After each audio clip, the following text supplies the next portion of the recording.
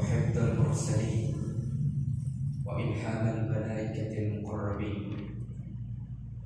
اللهم أغننا بعلمه وزينا بحلمه وأكرمنا بالتقوى وجملنا بالعافية. اللهم اجعل في قلبي نورا وفي لساني نورا وفي سمعي نورا وفي بصري نورا.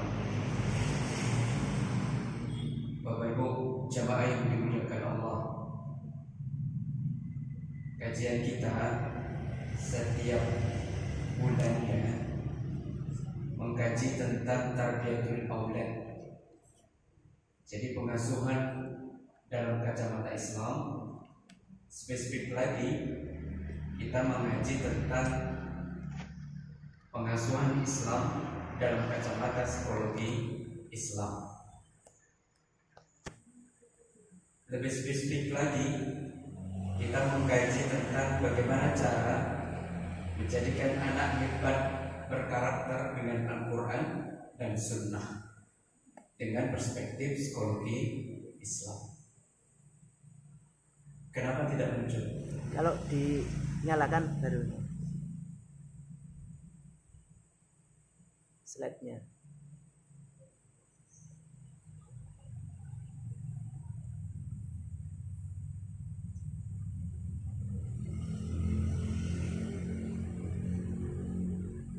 Nanti sebelum acara saya juga belum, tapi hari Sabtu ikut ngomong saya tak siap lagi pengajian.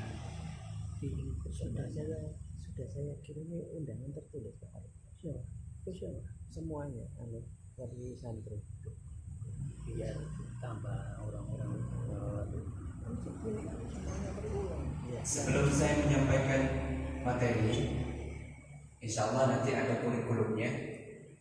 Jadi kurikulumnya itu insya Allah kita selesaikan secara perlahan. Bab kali ini kita membahas tentang bagaimana menjadikan anak hebat berkarakter dengan Al-Quran dan As-Sunnah. Sebelum saya menyampaikan materi,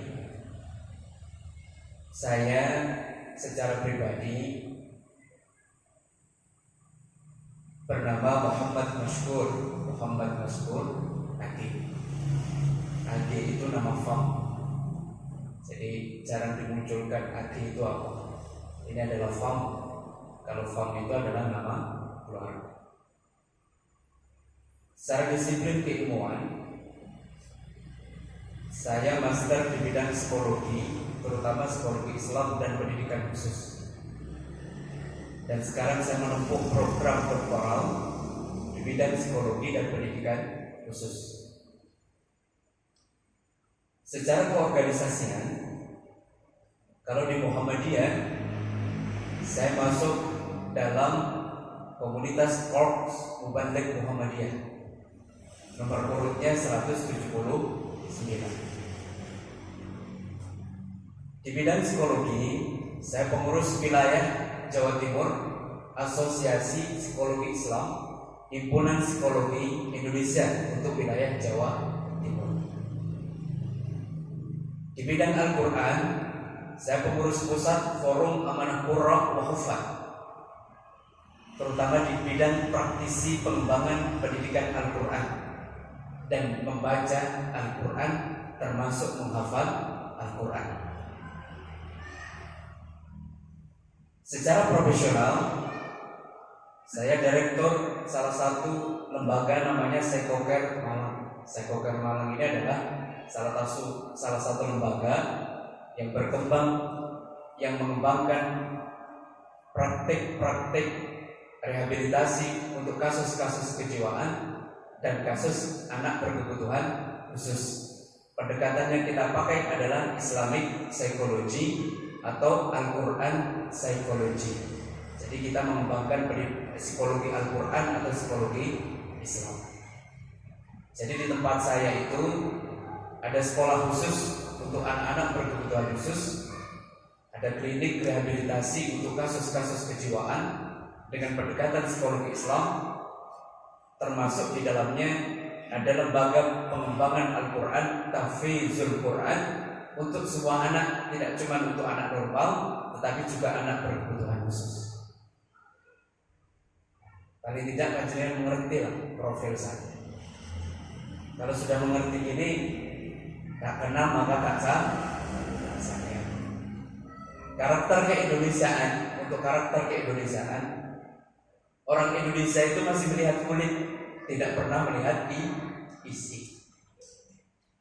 Di Indonesia, orang kompeten itu tidak dilihat dari bagaimana kompetensinya, tapi dilihat dari titelnya.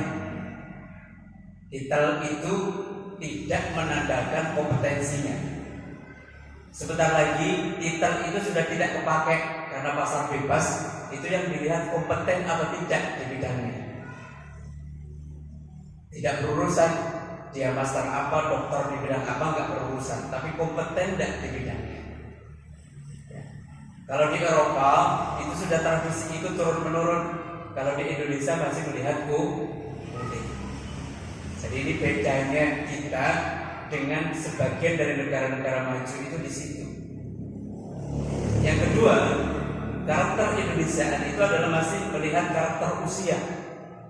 Usianya masih muda, meskipun berkompeten itu tidak begitu dilihat.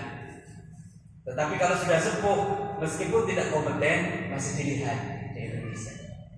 Itu adalah tradisi keindonesiaan. Apalagi antara yang mengajar dengan yang diajar, yang mengajar jauh lebih mudah daripada yang diajar.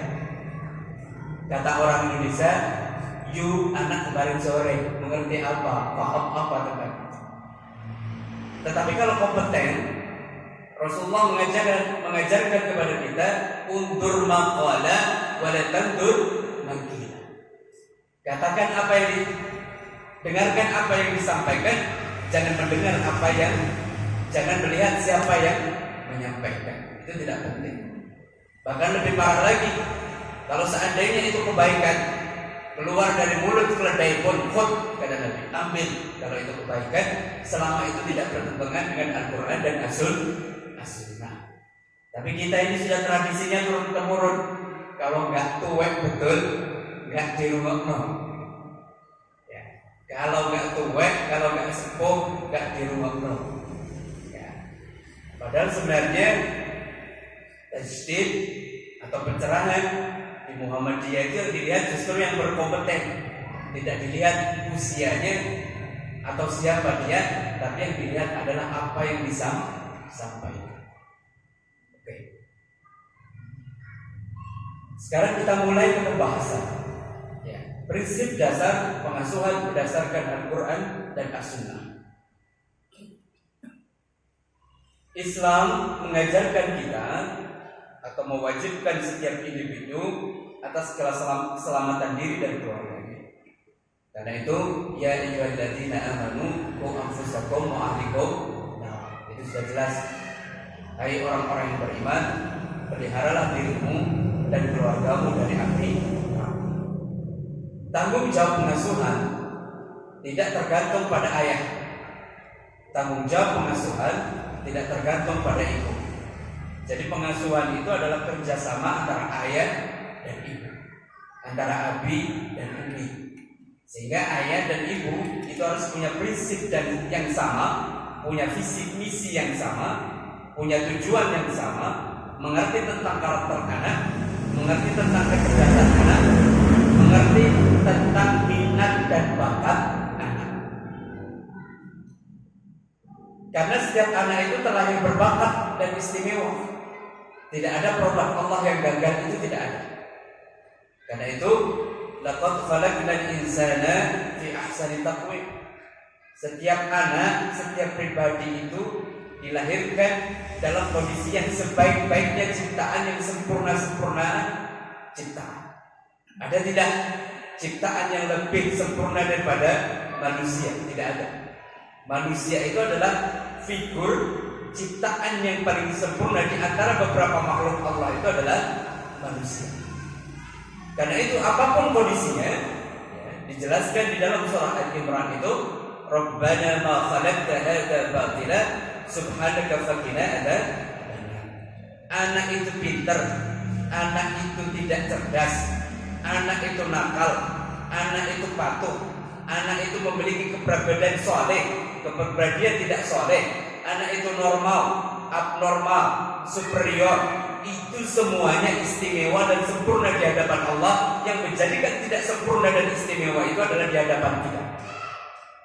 Jadi anak berkebutuhan khusus maupun tidak berkebutuhan khusus sama-sama istimewa di hadapan Allah karena ciptaan yang paling sempurna di hadapan Allah.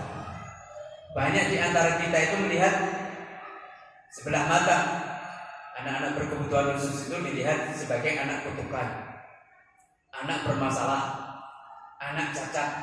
Padahal Al-Quran sudah mengamanatkan, undang-undang internasional mengamanatkan, undang-undang 1945 mengamanatkan, institusi kita mengamanatkan, norma kita mengamanatkan, tetapi dalam prakteknya anak-anak berkebutuhan khusus tetap dianggap lain, tetap dianggap bermasalah. Kalau kita mengerti tentang asbabun nuzulil ayat atau asbabun nuzulil surah abasa wa tawalla ja'ul haqqa hatta al-akhir, asbabun nuzulil ayat, sebab turunnya surah itu ya, itu gara-gara Nabi ketika ada namanya sahabat namanya Abdullah bin Maktum. Abdullah bin Maktum itu kalau dalam bahasa kita sekarang disebut sebagai tunanetra. Pada waktu itu datang ke rumah Rasulullah, "Ya Rasulullah, saya ingin belajar agama kepada engkau ya Rasulullah." Dijawab sama Rasulullah, "Mohon maaf Abdullah bin Maktum, saya hari ini sedang ada janjian dan pertemuan dengan penguasa Arab, sehingga saya tidak bisa menemui kamu dan mengajarkan kamu tentang agama." Ketika Abdullah bin Maktum ini ditolak sama Rasulullah, keluarlah surah, turunlah ayat atau surah Abasa wa Tawalla. Di situ ada peringatan, kata Allah, "Hai Muhammad, jangan sesekali kamu membedakan antara yang satu dengan yang lain, apalagi Abdullah bin Maktum itu berkebutuhan khusus." Akhirnya ditegur oleh Allah sehingga turunlah surah Abasa wa Tawalla. Itu asbabun nuzulil ayat, asbabun nuzulil surah Abasa wa Tawalla. Jadi anak berkebutuhan khusus ini ada perintah dalam Al-Quran, ada perintah hukum internasional PBB, tidak boleh membedakan antara anak normal dan tidak anak yang normal maupun anak berkebutuhan khusus. Tidak boleh membeda-bedakan. Undang-undang kita, mereka harus diperlakukan sama, diberikan kesempatan yang sama, pendidikan yang sama, tidak boleh dibeda-bedakan. Tapi faktanya di kita, kalau di Eropa tidak ada SNP, itu tidak ada di Eropa. Kalau di Eropa sekolah itu semuanya inklusi, tidak ada sekolah reguler, sekolah inklusi, sekolah SLB, tidak ada. Tapi prakteknya kita selama ini di masyarakat aja mereka diasingkan, jijik melihat mereka itu, melihat anak Down syndrome jijik, melihat anak autis jijik, melihat anak ADHD ruwetnya minta ampun, dianggap semua anak itu bermasalah. Melihat anak autis, semuanya banyak lingkungan kita itu memarginalkan mereka. Padahal Al-Quran sudah mengamanatkan, hukum internasional sudah mengamanatkan, undang-undang kita mengamanatkan, tapi prakteknya mana? Karena itu sekolah yang saya kembangkan itu, pondok pesantren Al-Quran yang saya kembangkan itu khusus untuk anak berkebutuhan khusus. Termasuk kami sudah menemukan metode membaca Al-Qurannya dengan metode basmalah. Mereka yang tunanetra, mereka yang tunarungu, mereka yang autis, mereka yang ADHD, nanti sama berkesempatan yang sama untuk paham Al-Quran, belajar Al-Quran dan hafal Al-Quran. Metode yang kita temukan dengan beberapa khufat dan ahlul Quran, namanya metodenya metode basmalah. Jadi mereka yang